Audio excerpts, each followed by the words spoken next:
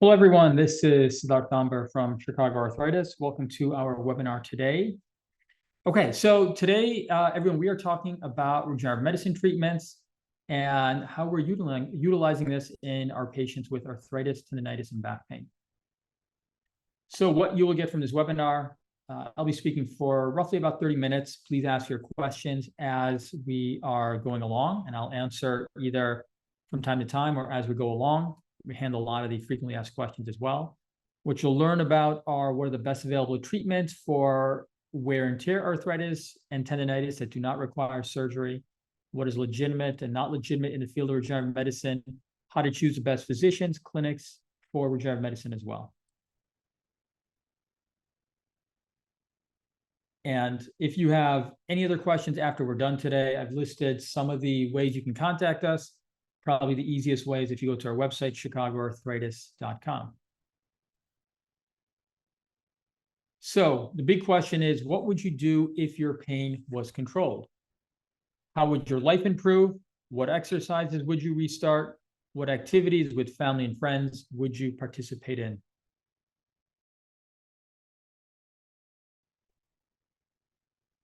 So briefly, who am I? So my name is Siddharth Damber, physician here at Chicago Arthritis and Regenerative Medicine, specialist in rheumatology, specialist in image-guided musculoskeletal injections, in practice since 2008, involved in regenerative medicine since that time, 2008, and within the Regenix network since 2012. That is a network of physicians who are involved in regenerative medicine and utilizing common protocols, following results and outcomes long-term as well, and sharing best practices.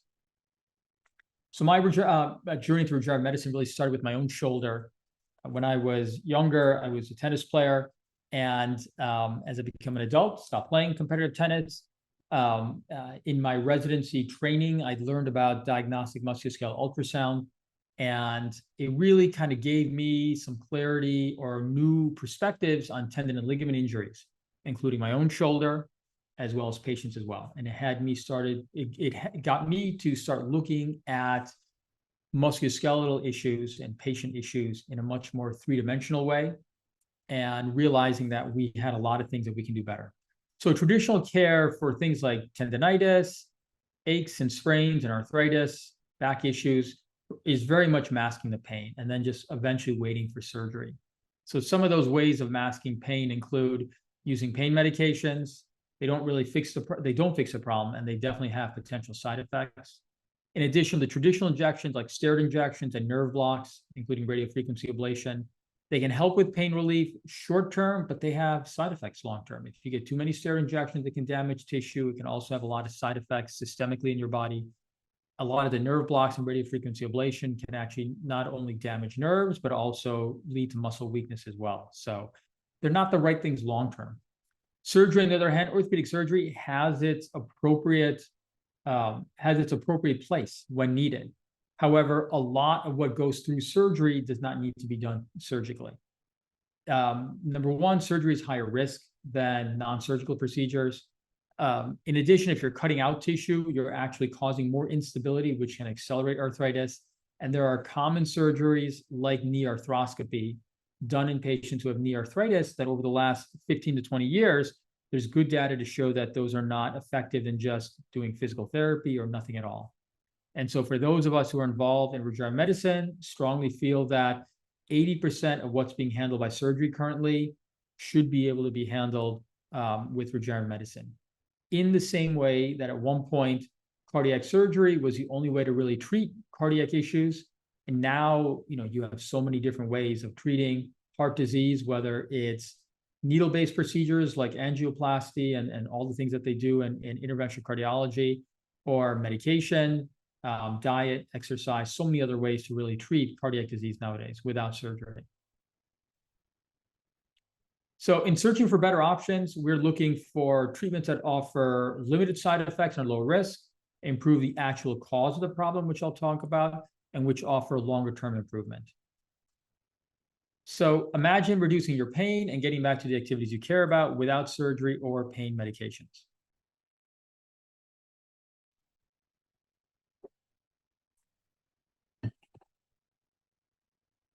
So regenerative medicine is the process of using your body's own cells to treat arthritis, tendinitis, injuries, and back pain. So in the normal healing process, let's say take something as simple as you have a cut on your finger. You first have platelets that infiltrate the area. They first stop the bleeding. They then release growth factors, which then stimulate your own local stem cells, which then creates inflammation and normal cellular healing response, which includes layering in other cells, then eventually other tissue, and then eventually rebuilding that damage. So in tissues that have that model of care works really well if you have good blood supply to tissue.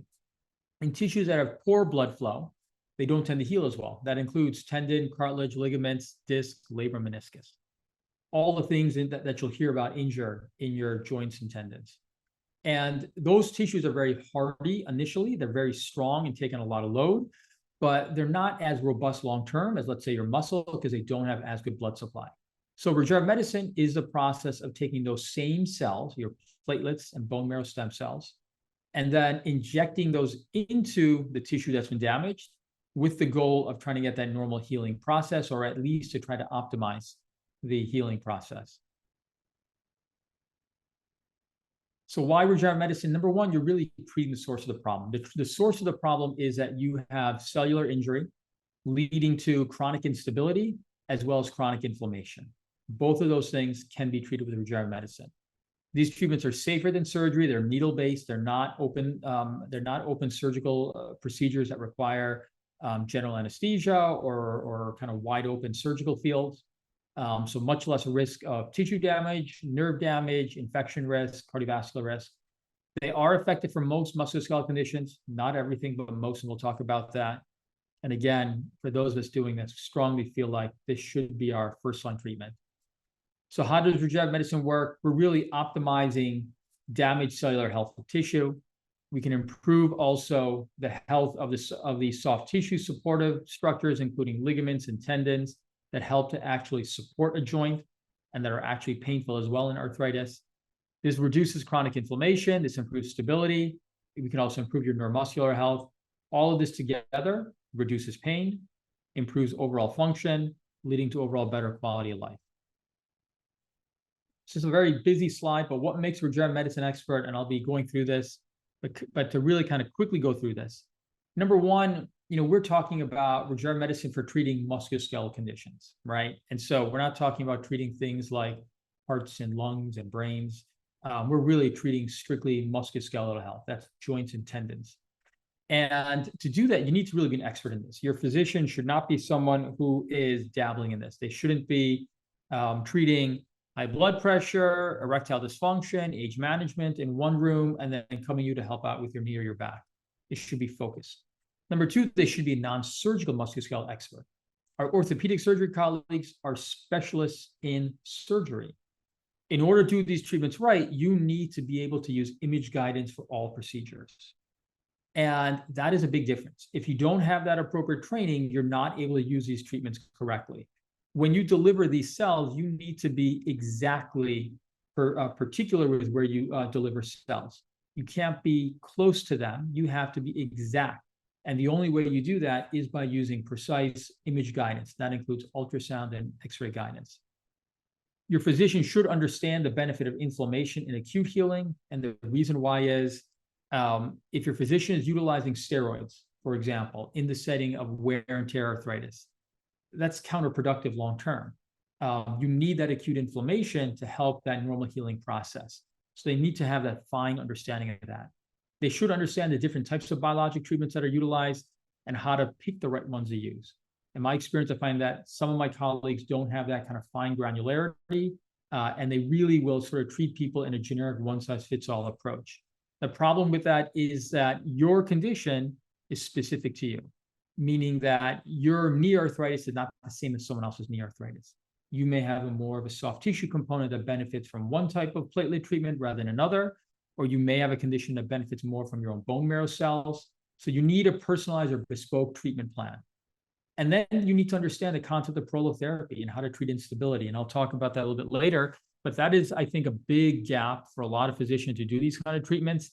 They'll look at, let's say, a knee arthritis patient and think that just injecting their knee joint is the solution. But the reality is, if you don't treat everything else that surrounds the knee, that supports the knee, you won't get as good a response, and that's prolotherapy. They should be transparent regarding your results and candidacy for treatment. These treatments are not new, but they're still developing. So they should be upfront with what kind of candidate are you. They should follow your results long-term. This should not just be a place that strictly injects and never sees you again. And they should guide you through the process. You should be working with a physician who really understands the details, can handle your questions, and can do this appropriately. So a lot of the FAQs or frequently asked questions that we get in terms of regenerative medicine basics, is this legal? And the strict answer is yes, there are strict guidelines from the FDA. As long as you follow those guidelines, you are within legal use to do this. And that includes things like what kind of cells that you can use. Using your own bone marrow cells, your own platelets, that is legitimate. You have to use this for musculoskeletal conditions. You can't be using this for other things. And then lastly, all your cells need to be used and extracted, prepped, and delivered back to you in the same day. As long as you're following those kind of strict guidelines, you are within appropriate criteria. Another common question, if I'm older, should I be using someone else's cells? That is not accurate. Your body is highly attuned to your own cells. For the vast majority of orthopedic conditions, there's excellent evidence that using your own living cells is effective regardless of your age. And that's what you should stick with. Less risky, and in addition, that's what's proven to work. Is there an age limit?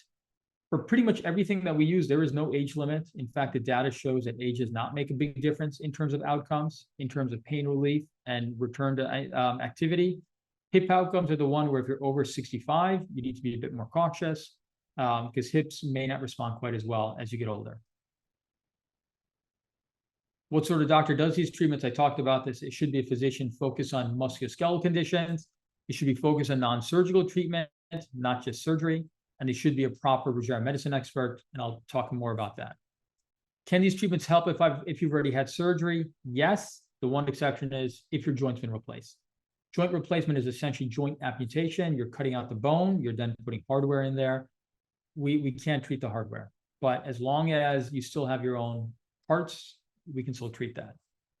My general rules for orthopedic surgery would be try to keep your own anatomy, try to avoid surgeries that cut out tissue, always consider regenerative medicine treatment option if you've been recommended surgery, at least see if you're a candidate and if you may be able to benefit. So we'll talk about some of these regenerative medicine concepts. The first really important one is the concept of stability. So tensegrity is this concept in architecture where if you take separate units that are weak on their own, if you put them in close approximation and compress them, you get a stronger overall unit than the individual parts. This concept in biology and in the body is called biotensegrity. It's this idea that and prolotherapy is this idea that if you inject your own cells into the soft tissue supportive structures, you can strengthen them, stabilize them. And if you treat all those layers and depth of treatment, you'll get a progressive strengthening over time and a better result long-term as well. So as an example, this is an individual, it's just a very brief case study of a older man who had significant chronic lower back pain that was despite having surgery ×2. The areas that we treated was not just his epidural space. We treated the muscles, the ligaments, the facet joints, and the epidural space. With platelet-rich plasma, he had a partial improvement. We ended up escalating to using his own bone marrow stem cells. He's had a much better response and a more durable response. The keys here are we treated every level that's driving pain. And that includes not only the nerves, but the joints, the ligaments, the other soft tissue structures. By strengthening that overall functional unit, you get a much better response. In addition, key to understand that different orthobiologics, meaning platelets versus bone marrow stem cells, can be stronger or better in certain people. And even if you've had a partial response to a milder treatment like platelets, you can still benefit from stronger treatment like your own bone marrow cells. Next key concept is orthobiologics. These are the biologic cells and tissues that we inject. Again, this uses the normal healing process of platelets, stimulating stem cells, then starting a normal reparative process. And again, I strongly emphasize, use your own cells rather than somebody else's cells. The data out there for using somebody else's cells is limited. The data out there for using your own cells, there's a lot. So platelets or platelet-rich plasma is really that first line orthobiologic treatment. As I mentioned, they kickstart the normal healing process after an injury. They utilize inflammation to help repair tissue damage. The growth factors from platelets help to stimulate your own stem cells. There's different types of platelet preparations. Platelet-rich plasma is where we take your own blood, concentrate that into a high concentration of platelets, and inject that. That works very well for joints and tendons, and so you want to have a high concentration of platelets for that. On the other hand, platelet lysate is platelet-rich plasma, but we crack open the platelets and we just take the growth factors. That's better for nerves. It's less inflammatory. The picture on the right that you can see on your screen, that is two different types of platelet-rich plasma. The one on the right that's very red colored, it has a lot of red blood cells. That can help with muscles, but not great for joints and tendons because it's more inflammatory. The one on the left that's amber colored is strictly your own platelets and plasma. We've gotten rid of the red blood cells, much better for your own joints and tendons. The key thing to understand here is that your physician may not have the dexterity or ability to adjust the type of platelets that they're using. That's a problem for you because your particular condition may require a different type of platelet preparation and a different manner of doing this. And if they don't have that kind of dexterity to do this, you may not get the right kind of platelet-rich plasma that you need for treatment. But the one that you want is the one on the left. That is the amber-colored one. And if you're seeing the one on the right, be careful. So this is a great case study for platelet-rich plasma. This is a 45-year-old man. He's a cyclist. He was referred to me by a sports medicine doctor with persistent left knee pain. He had patellar tendinitis. And essentially, we treated him with platelet-rich plasma. So this picture here is kind of a nice picture of how we did this. So he had two treatments for his patellar tendinitis. The picture on the right is ultrasound. This first line here is his kneecap, the patella. The second line here, this is his patellar tendon. And this last one here, that's the needle injecting into patellar tendon. The key here is we're utilizing a very high level of ultrasound guidance to make sure that we're hitting the correct tissue so that we're not hitting healthy tissue or other tissue that we don't want to treat, that we're only treating his injured tissue. He did great after that treatment, 2 rounds. I saw him a few years later, at which time his other leg now was having issues. He injured the hamstring. And in his case, we treated his hamstring again with platelets and he did great. It's a great example of where repeat treatment can make a big difference, and treating a different area after he's successfully been treated. A first area, another great example of where we can repeat treatment and do very well. And then lastly, the importance of actually utilizing ultrasound guidance for tendon injuries. The next type of orthobiologic treatment to understand are your own stem cells. These are the main cells that drive tissue repair after an injury. Utilize your own cells, please, not somebody else's. In the United States, the only type of stem cell treatment that is legal come from your own bone marrow. If your physician is using fat or adipose, there's a legal way to use that, but it's not really fat stem cells. If they're using the enzyme that you need to break apart fat to get those cells, that is considered illegal in the United States. And frankly, clinics that are doing that are being sued by the FDA. So you need to be careful with that. The FDA is concerned about the enzyme that they utilize in that kind of process in terms of the safety in humans. Again, you can use fat or adipose for structural support as long as you don't use that kind of enzymatic degradation. But really, the main type of stem cell treatment available in this country is bone marrow, and that's where the vast majority of the literature is in the medical literature for orthopedic use. In the past, you may have heard about amniotic or umbilical cord cells. Unfortunately, there's no living cells in that. Now, the companies that have been promoting that or clinics that were using that have basically been either shut down or prosecuted. So you probably don't hear too much about that any longer. Again, that's utilizing somebody else's cells. And then lastly, you may hear about IV stem cells being utilized in other parts of the world. There may be some benefit for that. There's no real proven benefit in the medical literature for orthopedic conditions. Again, I would be careful about that. In terms of outcomes, yes, we can improve pain and function, even if you have advanced arthritis. On the other hand, can we improve how your X-ray and MRI images look? If we are seeing you within a few months after an injury, we can improve that. If you've had pain for 10, 20 years, you've had advanced arthritis, we can help you out with your pain and function. We can't necessarily get your X-rays to look different. If you have a tendon tear that you've had in the last, let's say, 6 months, or ligament tear, and the degree of tear is still manageable, we can get that to look normal.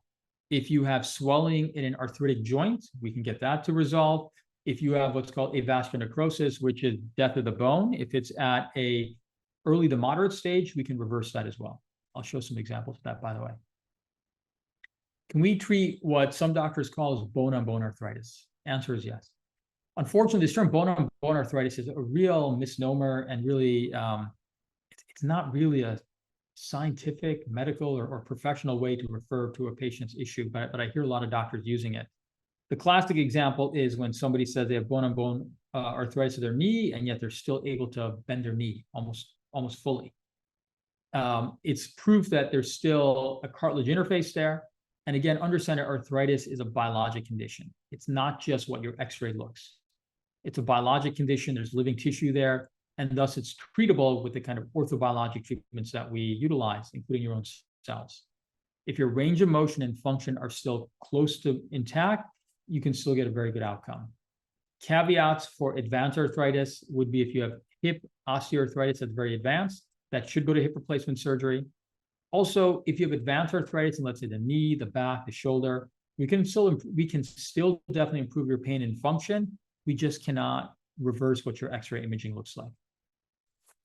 So what about treating tendon and ligament tears? Can those be treated? Short answer is yes. If you have a partial thickness tear, absolutely. If you have a full thickness tear, in some cases we can. And I'll show you a case of that right now. It's a case of a 28-year-old man. He's a butcher. He's just a regular guy. He had an ACL tear playing recreational volleyball. I saw him a couple months after his injury. We ended up doing injecting his own bone marrow stem cells. 3 months later, no pain, restarting dynamic exercise and activity. And the exciting thing is to actually show you what his imaging looks like. And I'll show you what that looks like. So these two pictures here, these are MRI images. The picture on the left is prior to, or was immediately after his injury. The picture on the right is 3 months after we treated him. So the picture on the left, this is the patella, your kneecap. This is the femur, your thigh bone, and this is the tibia, your shin bone. This is his ACL here. That's the bottom. Looks like it's intact. As you follow this up, you'll see that it starts getting very hazy. And you really don't make it out very well. So the radiologist has read this as likely a full thickness tear. So we treated him. And again, if you look at the picture on the right side now, this is an ACL. Now you have a very clean and linear structure. And what's wonderful about this is that he had not only a great clinical result, he's also had a great imaging result as well. And he continues to do well to this day, several years later. This is a 57-year-old man. This is an example of a rotator cuff tear. This is a 57-year-old man who had a rotator cuff tear. He is a general contractor, so he's doing work overhead. This is an ultrasound on the left side. This is an ultrasound pre-treatment. So this is the rotator cuff tear. That's the bone. And this gap here, this block area here, that's his tear of the rotator cuff. That is a full thickness tear. And so this is 3 months after treatment. Again, clinically doing great in terms of pain and activity. So here's his rotator cuff again. Here's the bone. And now where you previously saw a big kind of gap, now you have tissue that's really filled in again. And this is, again, a great, great example. This doesn't necessarily happen with every patient, but it's a great example of someone who had not only a great clinical result in terms of pain and function, but also a great imaging result as well. The next kind of piece to be aware of is interventional orthopedics. This is the idea of using image guidance to treat orthopedic injuries. So I have colleagues who will tell me that they're so experienced, they don't need to use X-ray ultrasound, they know what they're doing. And what that means is they're basically palpating your shoulder, your knee, your back. They're kind of sussing it out and then sort of sticking a needle in. Now, if you're injecting steroids, the thing is that because steroids are fat soluble, as long as it's even anywhere in the body where there's fat, you'll get some effect. That's the systemic nature of steroids.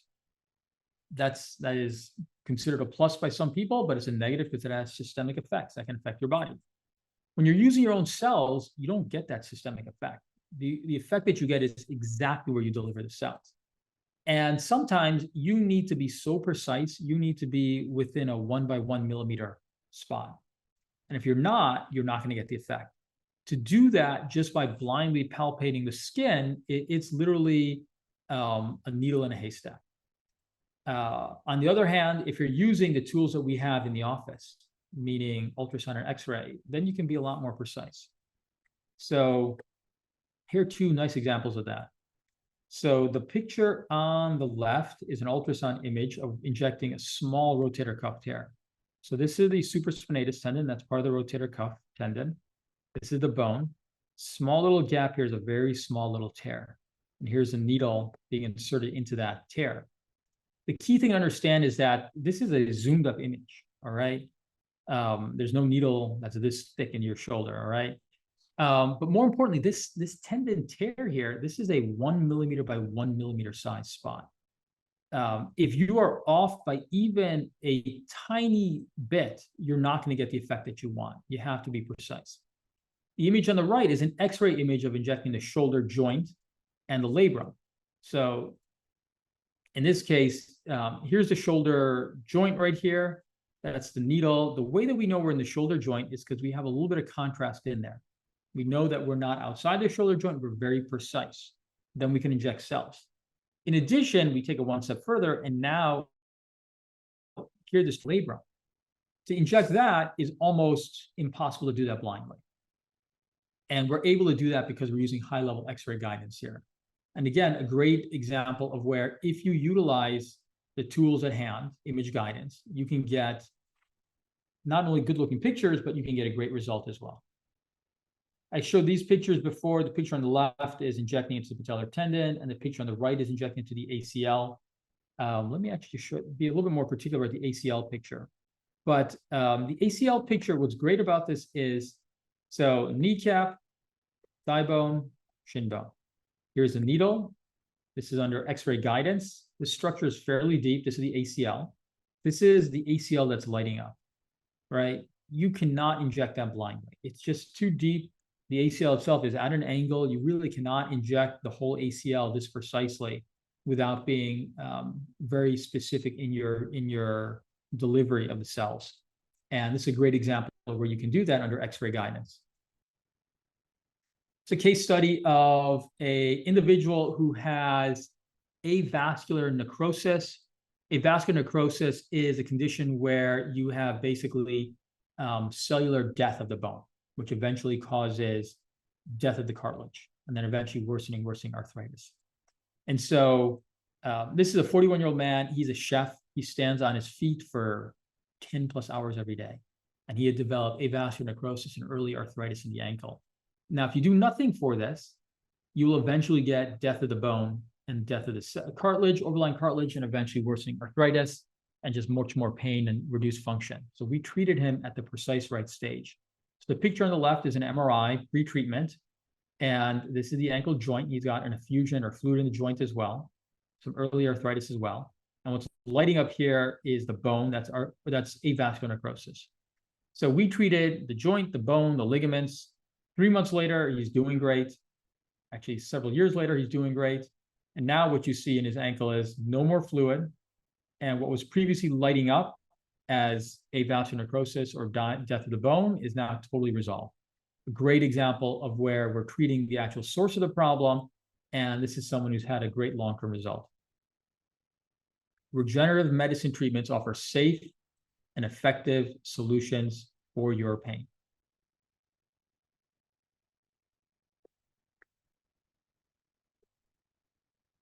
Again, if you have questions, please drop them into chat or into the Q&A section, and I'll certainly go ahead and answer them.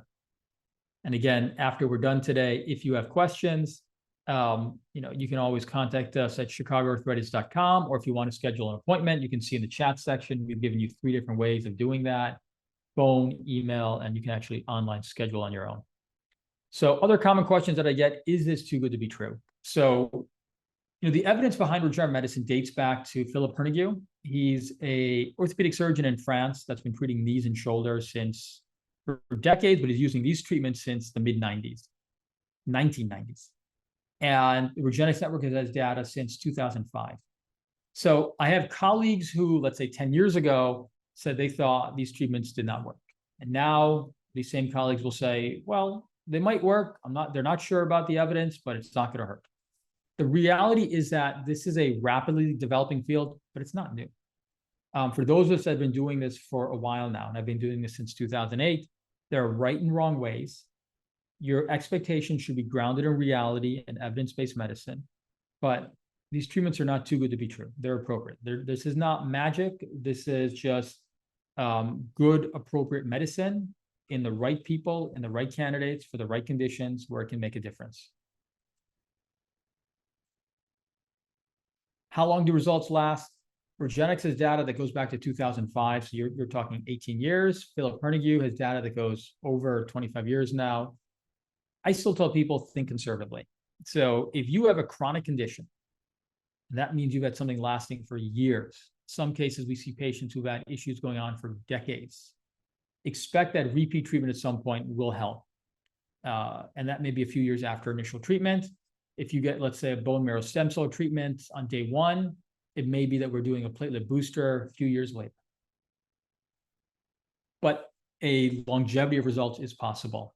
The best way to maintain results after treatment: improve your biomechanics, work with physical therapy, work on posture, work on strengthening, take the appropriate supplements that help with inflammation chronically, and repeat treatment, if needed, is additive to initial treatment. So keep in mind that if you take something like a steroid injection, you'll have an initial response and kind of comes back crashing down. With these kind of treatments, there's a slow progressive improvement over time. At some point, you'll plateau. That may be 6 months, that may be a year. Wherever you are at that point, you'll generally stay at that level for some time. You may dip. If you dip, you don't go back down to baseline. You're kind of just dipped a little bit from that initial treatment. And if you then get a booster treatment, you're then sort of kind of lifting off after that higher baseline now. Cost, these are not routinely covered by insurance. Understand that self-insured companies, which is most large companies, can actually add this to their benefits plan. If you go to regenixcorporate.com, if your company is one such company, they can look into actually adding this to their benefits plan, which is an incredible benefit to workers, cost savings to companies, and just cost saving to individuals as well. If you're getting treated outside of an insured option, here's what you can expect sort of across the country. For dextrose prolotherapy, that's a milder regenerative medicine treatment. I didn't really talk about that, but that's roughly $750. For PRP, you'll hear $2,500 or higher. For stem cells, $7,000 or higher. The keys to determine value are, number one, is your physician and is the clinic, are they the regenerative medicine experts? Are you receiving a real stem cell treatment or something that's been mislabeled? And understand that these are in-office procedures. You can avoid hospital and surgeries, surgical facility fees by doing this in an office setting. Again, what makes a regenerative medicine expert? We really talked about this. There's so many different things here, right? And the reality is that it's not just one thing, it's really all of these things to do this correctly. And that's the right way for you to get the best result as well. Okay, I see a couple of questions. Let me just start catching up to that. So great question. You know, so many patients get steroid injections and then they actually want to look into these kind of treatments. What I recommend is if you've had a steroid injection or a cortisone injection, give it at least a month before you consider a regenerative medicine treatment, just because steroid injections and cortisone will actually counteract what we're able to do with your own cells. And so give it at least a month. Can this treat osteoarthritis in the knees? Absolutely. I mean, this is osteoarthritis in the knees are easily the most common thing that we see. Most people at some point will have osteoarthritis in the knee. And in fact, when you look at results for treatment, knee osteoarthritis probably gives us the most consistent and best results. And part of that is knees are just built different than other joints in our body. They're built to handle a lot of stress and damage. And so the classic thing that I'll see is someone who has chronic arthritis and let's say chronic pain in one knee, and x-rays have been checked to both knees, and they both look the same in terms of advanced level of arthritis. And they still somehow have decent range of motion in the knee. And when you treat them, they still get a great response. And so the average improvement that we'll see for knee treatments is roughly 70% or better. And that's really regardless of the level of arthritis. It's really quite remarkable just how well knees can do. Okay, great question. So how do we choose which regenerative medicine process to use? There's a few different things that we look at. Number one is what's the level of pathology? All right. Does somebody have mild arthritis or more advanced arthritis? Number two, what other issues do they have? Like, have they had surgery in the past? If that's the case, sometimes a more aggressive or a stronger treatment could be more appropriate than a milder treatment. And then also, what's their expectations? What's their goals, right? If someone has, let's say, a partial tear of the rotator cuff tendon, and their goal is primarily pain relief, not really functional improvement from where they are, then sometimes platelets or prolotherapy may be fine. But if their goal is, higher level activity level, a lot of times bone marrow stem cells will be more appropriate. The other way to think about this is, what can be achieved with one bone marrow stem cell treatment can take 2, sometimes up to 3 platelet treatments. And what can be achieved in one platelet treatment compared to dextrose prolotherapy will take about 3 to 4 prolotherapy treatments. So part of it also depends on what is a person comfortable doing. For patients that are completely new to this process, in some of those patients, doing something mild like a prolotherapy treatment may be adequate, just based on their level of pathology and their comfort level. And in other people who maybe have kind of been dealing with something a bit longer term, and they've already tried multiple other treatments, they've had surgery already, sometimes those patients are better off using something a bit stronger and more effective right off the bat. So a lot of it depends. Great questions. Just a little bit more about how we do things here at Chicago Arthritis and Regenerative Medicine. Our approach, we're focused really only on non-surgical treatment for your arthritis, tendinitis, injuries, and back pain. In your evaluation, we're thinking about inflammation, instability, asymmetry, neuromuscular issues, correcting with low-risk interventions first. If that's not working, then escalating to regenerative medicine treatments, using the best option for you as appropriate, a plan that's tailored specifically for your condition and needs, and then again, delivering cells using the highest level of image guidance. So if interested, how do you get evaluated? Again, you'll see in the chat section, 3 ways you can get a hold of us. You can contact us via phone, via email, or we have a direct link to us also where you can schedule directly with us as well. Okay, a couple more questions coming in. Okay, someone asking about how does this work after injection of iElegant or OrthoVist? So the gel injections for knee arthritis, they're described as a lubricant. They're basically a longer acting anti-inflammatory, healthy for the knee compared to steroid injections for sure. There are studies comparing gel injections to platelet injections. What they find is that in the first 2-3 months, kind of similar response. At the 6-month level, the gel injections have lost effectiveness, while platelets are still working. And at the 1-year mark, platelets are still working. And so, number one, comparing platelets to the gel injections, platelets are definitely better. Number two is if you've had a gel injection, there's some evidence that using your own platelets after that can be additive. So there's no problem with that. If you're injecting your own bone marrow stem cells, again, I'd recommend giving it a month after gel injection, just so that there's nothing that interferes with your own bone marrow stem cells there. Okay, good question. What is recovery like? Depends on what treatment we're doing.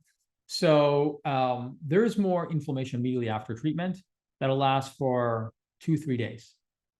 We recommend avoiding any anti-inflammatory meds after treatment. We recommend activity as tolerated, but be relatively easy on yourself, right? You're not going to hurt treatment if you're doing activity, but just it'll be more uncomfortable. You'll have discomfort for the first 2-3 days, stiffness for the first week or so. You should be noticing improvement at around the 2 to 4 week mark, depending on your condition, and then progressively getting better after that. For prolotherapy, dextrose prolotherapy, you should be noticing kind of maximum benefit within 2-3 months. For platelets, it's more like 3 to 6 months. There's that slow improvement. For bone marrow stem cells, that continues on 6 to 12 months. So it's that first couple of days where it's uncomfortable, but then after that, you're kind of getting back to baseline and continuously getting better. Wonderful. Well, we're getting to the end of our time today. I appreciate everyone's time today and joining with us today. If you have any further questions, please contact us afterwards. You'll get a link for this webinar if you'd like to rewatch it or share with friends, family, or colleagues. And if we can be of additional assistance, whether it's discussing things or helping out with your own particular situation, please let us know. And I appreciate everyone. Thank you, everyone. Have a good day and live well. Bye-bye.